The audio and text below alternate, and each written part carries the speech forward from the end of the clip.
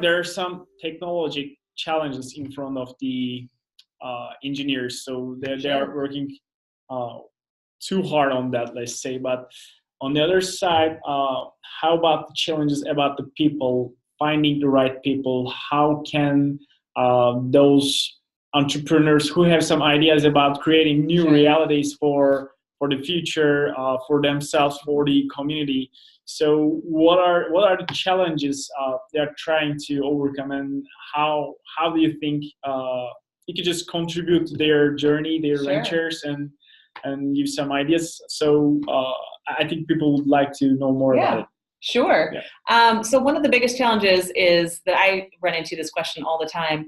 How do I find the right people? How do I connect with them? How do I share my product with them?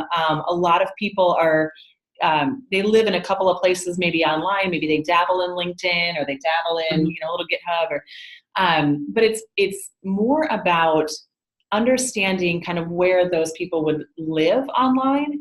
And so when you're thinking about your product as a startup, or what kind of influence your product might have, or who would enjoy that, starting there with your target audience, I think, will kind of put you in a place where you're talking to people who are already a little bit engaged.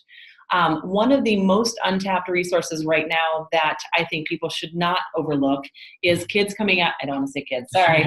Young adults, you wonderful adults, coming out of colleges right now, especially with master's degrees in HCI, human-computer interaction, and entertainment technology. Those who have that recent experience in projects that they're building should not be overlooked. And often they are by the bigger companies who want that 3 to 5 years of experience. That's a great network to tap into, especially some of the upper echelon schools like Carnegie Mellon, who have students that are eager to get their hands on projects and work, and they want to work in this space, but they're being overlooked by some of these bigger companies that are saying you don't quite meet our, minimum quota for work experience. So that's a great place to. They're ready to go. They're hands-on. They're creating things. They're excited about it. They're ready to jump in and start working. And that would be a great place to start connecting with some of those candidates if you can't, if you don't already have that network. Another place to look is kind of where you're at in general right now. So like I said, if you're a video gamer and your startup is kind of game-centric, who do you know in that space who might have it? It is a little bit more challenging if you're not as skilled in looking for a specific art level, or maybe you're not a coder, maybe you're the business end of your startup and you're saying, okay, how do I know if this is a good Unity developer or not? Sometimes it helps to bring in a specialist. I specialize in this. There are a number of teams that do, to really kind of take that off your plate. But if you do want to keep that in-house, LinkedIn is a great place to go right now. Currently, Twitch is a great place to go for some of those communities. There are growing communities of people who are just excited about that type of technology. So it is a little bit harder to find at the moment because not everyone's putting out there online, hey, I'm ready to go. But I would definitely say start with recent grads, especially in an upper echelon school, those kind of things. And then also the gamers are excited to kind of make that transition. So great place to start. You heard it here first. There's a lot of turnover in the gaming industry right now. So if we've got Electronic Arts and a couple of others that laid off over 1,000 people last month, those people are excited to work and doing things. And a lot of the stuff can be done fairly remote. So I would say that's a good place to connect with gamers who are maybe a little bit displaced, and reach out to them and see if they do a project or two for your startup, and see where that could go. They're looking for new things to get their hands on. I think that's a great place to start. Yeah. So you just mentioned about the EA, the Electronic Arts. Recently, we had some news from Microsoft that was related to the ethics part of the field. So probably we will have more this kind of, let's say, controversies or discussions within the big companies, but also in the community. So for sure, I mean, we will settle down, but it will take some time. So how do you see these things? I mean, I'm sure you have some ideas about it, but also It's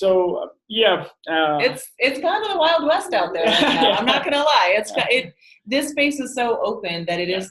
I kind of call it the Wild West. And recently there has been, and it's on the top of everybody's news at the moment, about, are we using this technology, or should we be using this technology to kill, to build weapons of mass destruction, to all of these things that people are going, whoa, we don't know if we want to build VR to go into somebody's village and wipe out a village. We don't know if that's, so there's a lot to be said in that space. I had a conversation recently with a friend who jokingly said, can I build an environment where I can kill my ex-girlfriend in VR? That's okay, right? It's VR. Yeah. Well, I'm not going to write that program for you, so somebody else will. But it is kind of like anything else that is open source at the moment, and there haven't been a set of standards. So that's a pros and cons, because you don't have all the regulations that you are going to have very soon once this becomes heavily regulated.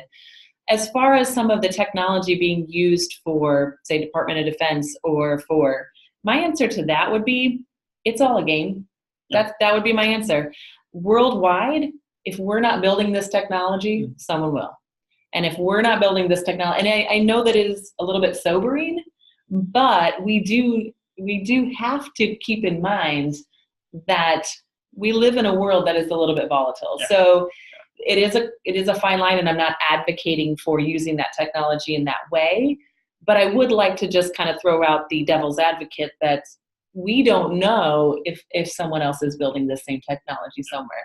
I think that sometimes here in America, we're a little tunnel vision. We think we're the greatest and the best, and we were going to be first to all of this technology, and that's just not the case.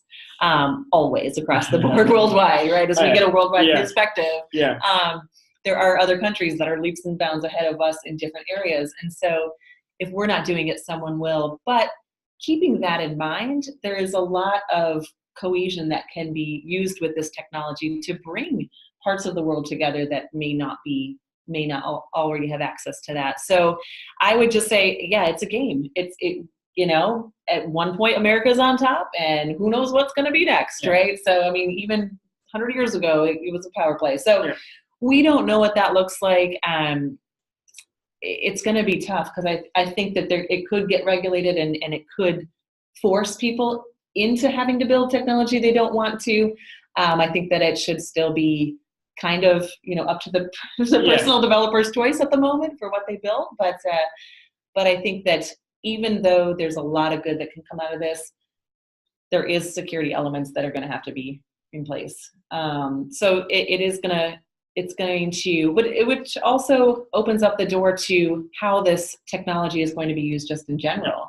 And so when you think about it, and as we've talked about many times, how AR, VR, MR, any realities are going to be integrated into your daily life. And as a consumer, even if you're not in a startup, just looking forward to, this is going to be a part of your life. It's going to be in the store when you walk in. In fact, you may not even walk into a store in the future.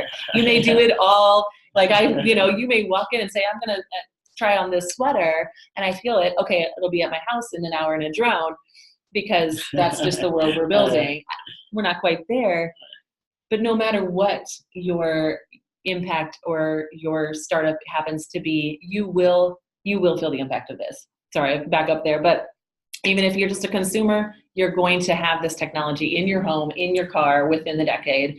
And so thinking about it, especially from a business standpoint, think about Facebook 10 years ago and small business owners saying, I don't need to use Facebook. I don't need to use that Facebook. And then realizing that everyone is on there. So we within the industry are looking at it like, it's going to be everywhere. It's going to be in your self-driving car. It's going to be in your, bicycle. It's going to be everywhere, and not to the degree necessarily that, it should be frightening, but that's the world in which we're moving into. And so how can we adapt our way of thought, as well as how can we build products and experiences, even if it's just, software as a solution, or, a t-shirts or whatever it is. How do we think about that being a part of our business model and forecasting those types of things? And to your point earlier, how do we build a team that might need to include somebody who has this knowledge, right? If we're building mobile apps on your phone, how much longer are mobile apps on your phone going to even be relevant? Yeah. I mean, they might for a few years, but as we've seen, even in the gaming industry, mobile gaming, nobody wants mobile gaming anymore. Not nobody. I don't want to say nobody. Lots of people do. Millions of people do. But the mobile gaming has moved into more of as technology just continues to progress. Right. So keeping that in mind, you may down the road or now need someone on your staff that really understands this or can point you in the direction of where that's headed.